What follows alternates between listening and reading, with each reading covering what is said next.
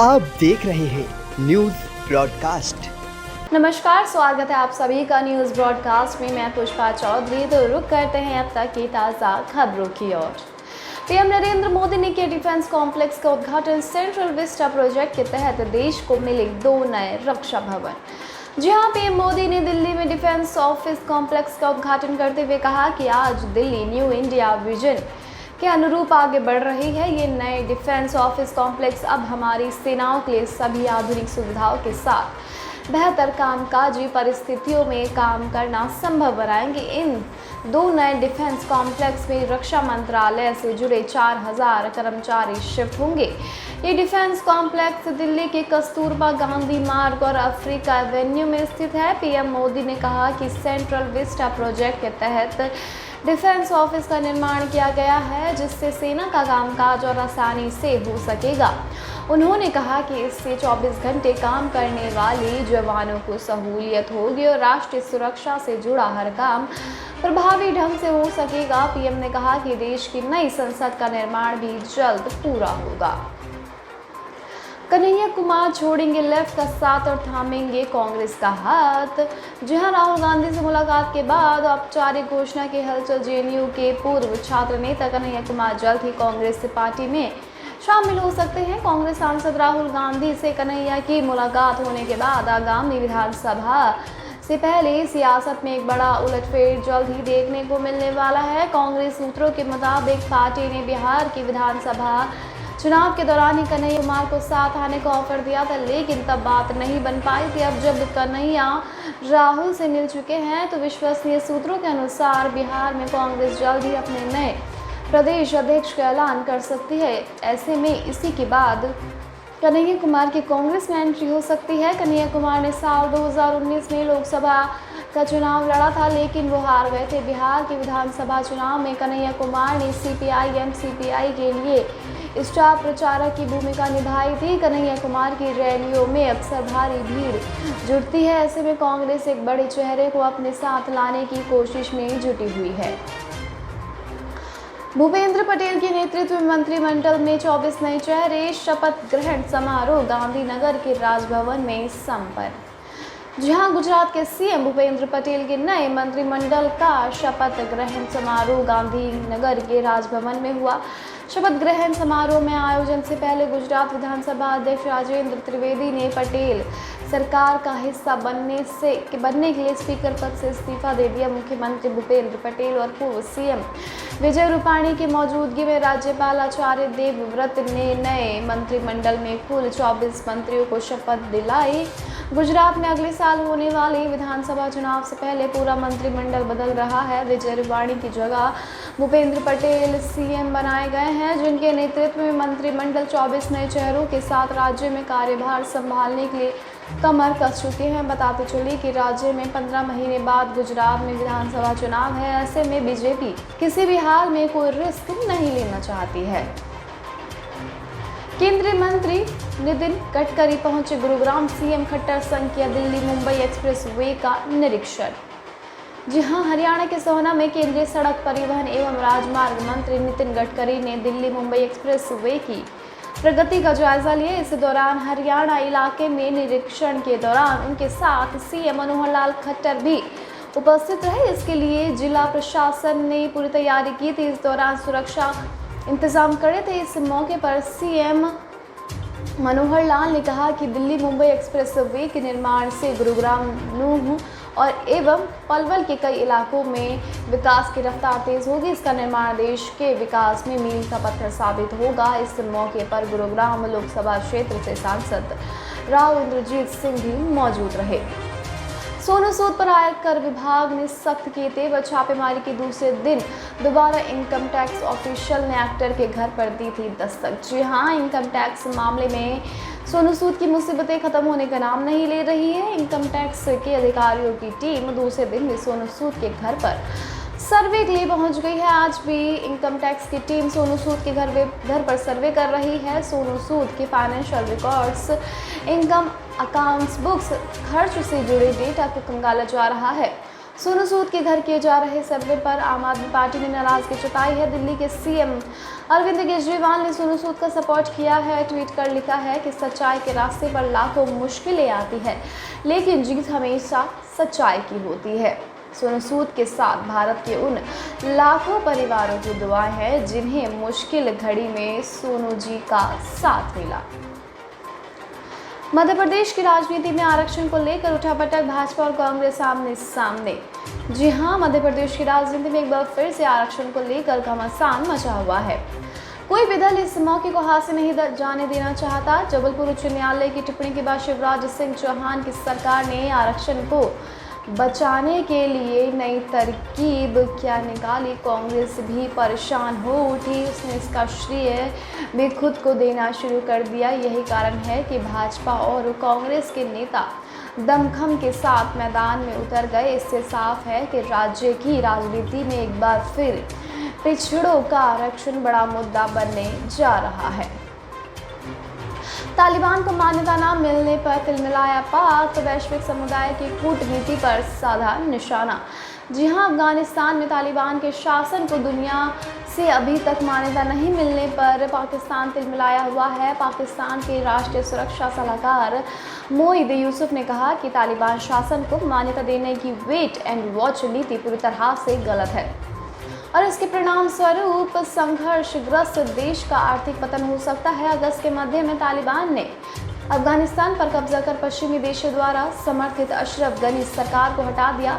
तालिबान द्वारा घोषित अंतरिम मंत्रिमंडल में विद्रोही समूह के हाई प्रोफाइल सदस्य शामिल है। तालिबान को मान्यता देने पर कई देशों ने वेट एंड वॉच की नीति अपनाई है। वैश्विक नेताओं का कहना है कि पहले वे देखेंगे कि तालिबान अपने शासन में मानवाधिकार जैसे मुद्दों पर अंतर्राष्ट्रीय समुदाय से किए गए अपने वादों को पूरा करता है या नहीं।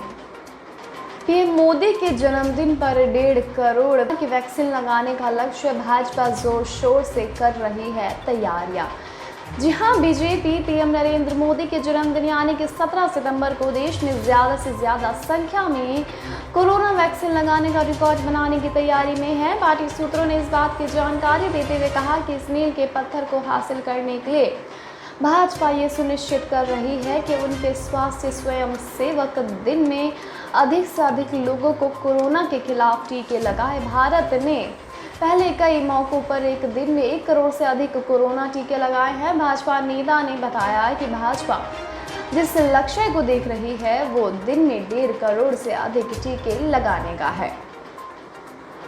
आर्टिकल 370 निरस्त होने के बाद पहली बार जम्मू कश्मीर का दौरा करेंगे संघ प्रमुख मोहन भागवत। जी हां, आरएसएस के प्रमुख मोहन भागवत अनुच्छेद 370 और 35A के निरस्त होने के बाद जम्मू कश्मीर की अपनी पहली यात्रा करने वाले हैं। भागवत 1 अक्टूबर से 3 अक्टूबर तक केंद्र शासित प्रदेश की अपनी 3 दिवसीय यात्रा पर रहेंगे।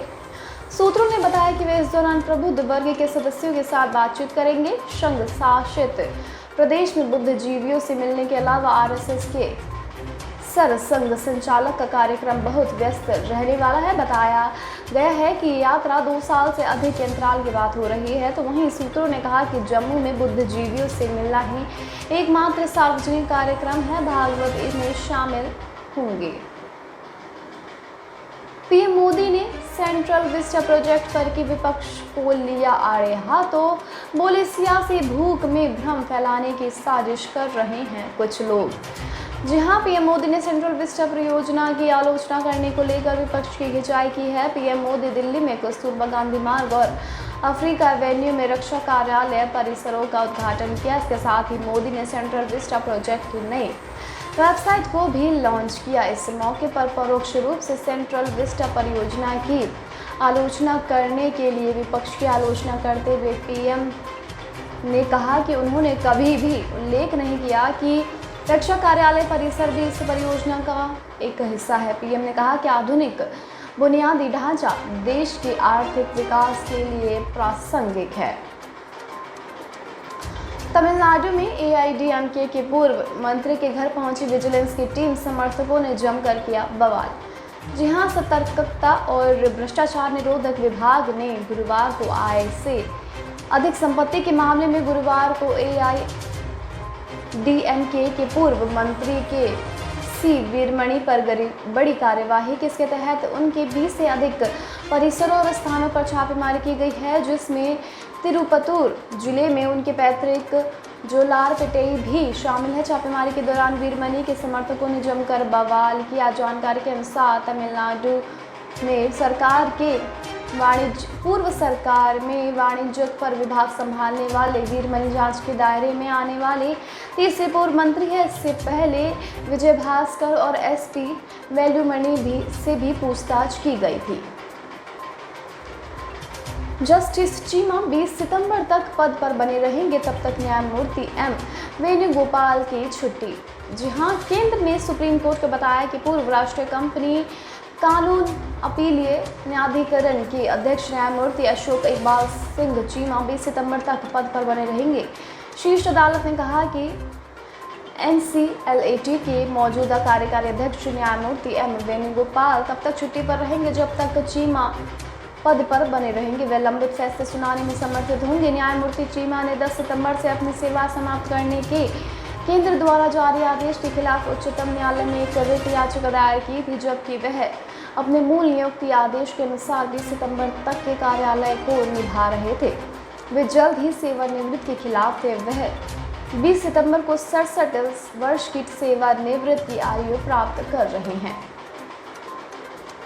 ऑटो और ड्रोन सेक्टर पर सरकार मेहरबान, कैबिनेट ने राहत पैकेज को दी मंजूरी। जी हां, केंद्रीय कैबिनेट की बैठक में ऑटो और ड्रोन सेक्टर के लिए PLI योजना को मंजूरी दी गई है। केंद्रीय मंत्री अनुराग ठाकुर ने बताया कि भारत सरकार के विनिर्माण क्षमताओं को बढ़ाने के लिए ऑटो उद्योग, ऑटो कंपोनेंट उद्योग और ड्रोन इंडस्ट्री के लिए प्रोडक्शन लिंक्ड इंसेंटिव स्कीम लेकर आई है। उन्होंने कहा कि इस योजना में 26,058 करोड़ का प्रावधान किया गया है। अनुमान है कि 5 वर्षों में लगभग 47 करोड़ 500 रुपयों का अतिरिक्त निवेश होगा और लगभग 7,60,000 व्यक्तियों के लिए रोजगार के अतिरिक्त अवसर मिलेंगे। अनुराग ठाकुर ने कहा कि ऑटोमोबाइल उद्योग देश के विनिर्माण सकल घरेलू उत्पाद में 35% का योगदान देता है। ये रोजगार पैदा करने में एक अग्रणी क्षेत्र है। अगर हम वैश्विक मोटर वाहन व्यवहार की बात करें तो हमें भारत की भागीदारी बढ़ाने की भी ज़रूरत है।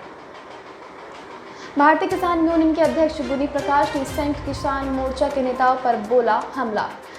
जी हां, भारतीय किसान यूनियन के प्रदेश अध्यक्ष गुनी प्रकाश ने संयुक्त किसान मोर्चा के नेताओं पर हमला बोला है। उन्होंने कहा कि ये किसान संगठनों का आंदोलन नहीं बल्कि व्यापार है। उन्होंने खुलकर आरोप लगाया है कि इस पूरे आंदोलन का संचालन पंजाब के CM कैप्टन अमरिंदर सिंह कर रहे हैं। उन्होंने कहा कि अब अपने द्वारा फैलाई गई आग से जब अपना ही घर जल जाने का खतरा पैदा हुआ तो कैप्टन अमरिंदर सिंह को हरियाणा और दिल्ली में आंदोलन स्थल याद आने लगे, जो वह किसान संगठनों को पिछले 9 माह से आंदोलन के लिए प्रेरित कर रहे थे। तब उन्हें देश व वास्तविक किसानों के हित नहीं याद आए। शिरोमणि अकाली दल और बादल पिता पुत्र पर सिद्धू ने साधा निशाना। पंजाब में सियासी घमासान। जी हां, पंजाब कांग्रेस के अध्यक्ष नवजोत सिंह सिद्धू ने शिरोमणि अकाली दल और बादल पिता पुत्र पूर्व मुख्यमंत्री प्रकाश सिंह बादल और सुखबीर सिंह बादल पर हमला बोल दिया है। नवजोत सिंह सिद्धू ने कहा कि डंके की चोट पर कहता हूं कि 3 कृषि सुधार काले कानून की नींव बादलों ने रखी, वही इसके नीति निर्माता है, ये किसानों के गुनाहगार है। सिद्धू ने कहा कि पर्दे के पीछे सारा गेम बादलों ने ही चली है। इन्हीं का आइडिया था, पहले पंजाब में लागू किया, फिर PM नरेंद्र मोदी से लागू करवाया। उन्होंने कहा कि बादल 2013 में कॉन्ट्रैक्ट एक्ट लेकर आए। तत्कालीन CM प्रकाश सिंह बादल ने पंजाब कॉन्ट्रैक्ट बिल 2013 पेश किया। यही कानून 3 कृषि कानूनों में से एक है। इसमें कोई MSP की बात नहीं की गई है। अब तक ले बस इतना ही। देश दुनिया से जुड़ी लेटेस्ट अपडेट जानने के लिए हमारे चैनल को आज सब्सक्राइब करें। इस वीडियो को लाइक और शेयर करना बिल्कुल भी ना भूलें।